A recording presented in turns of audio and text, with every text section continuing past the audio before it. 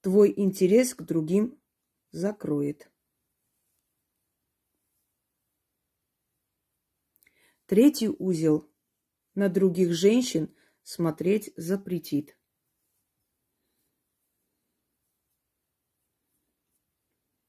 Четвертый узел. От женщин тебя отвернет.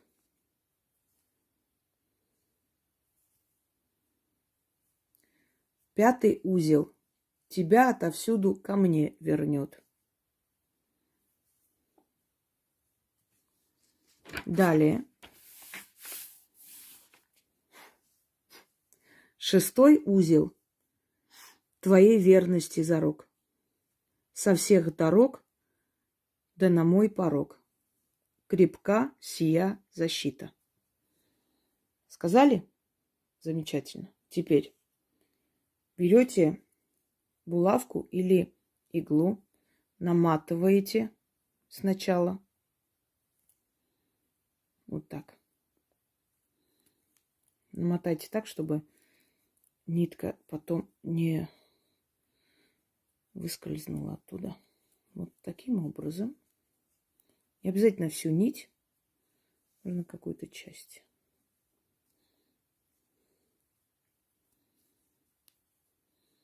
И вот так, иглу или булавку держать, читайте. Острие булатное. Своей иглой на страже будь. Острой сталью от него всех баб гони. И старых, и молодых, и светлых, и черных. Никого, кроме меня, к нему не подпускай. Крепкие эти слова, как сказано, так тому и быть. Заклинаю. Острие булатное, своей иглой на страже будь. Острой сталью от него всех баб гони. И старых, и молодых, и светлых, и черных. Никого, кроме меня, к нему не подпускай. Крепкие эти слова, как сказано, так тому и быть. Заклято. Острие булатное, своей иглой на страже будь. Острой сталью от него всех баб гони. И старых, и молодых, и светлых, и черных. Никому, кроме меня, к нему не допускай. Крепкие эти слова, как сказано, так тому и быть. Заклято.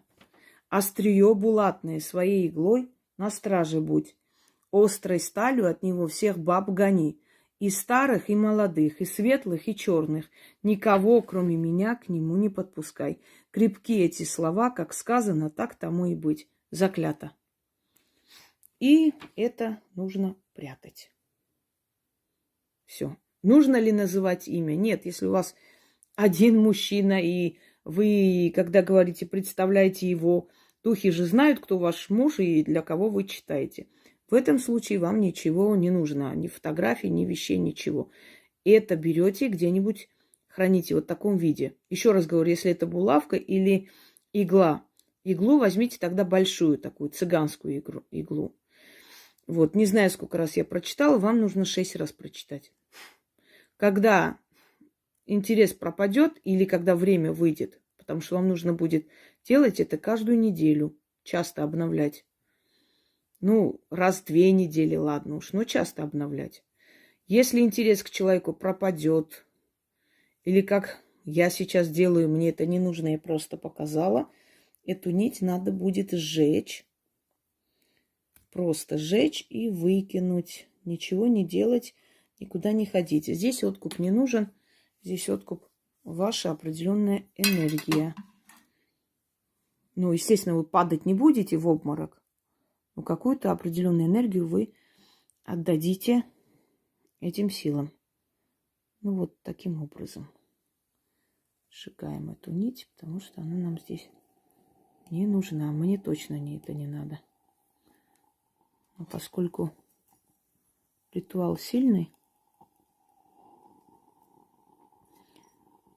вот даже в словах он может сработать, а я так не считаю нужным кому-то что-то делать и закрывать.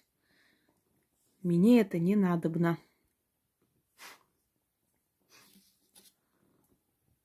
Я хочу верить человеку, с которым живу, иначе зачем жить вообще? Ну, ежели у вас день и ночь терзает ревность и подозрение, Ну, как говорят, незаметно подкралась крыса-ревность. Если такое есть, то делайте. Я вас уверяю, он обязательно скажет: слушай, ты какая-то ведьма, что ли? Ты вот все время перед глазами. Я даже вот хотел и даже не смог. Он обязательно скажет. Мужчины этого боятся, как черт ладана. И постоянно орут. Ой, да ну, бабьи сказки там, бабушкины эти, да ну, фигня это все, ничего нету. А сами каждый день этого боятся. Всем удачи!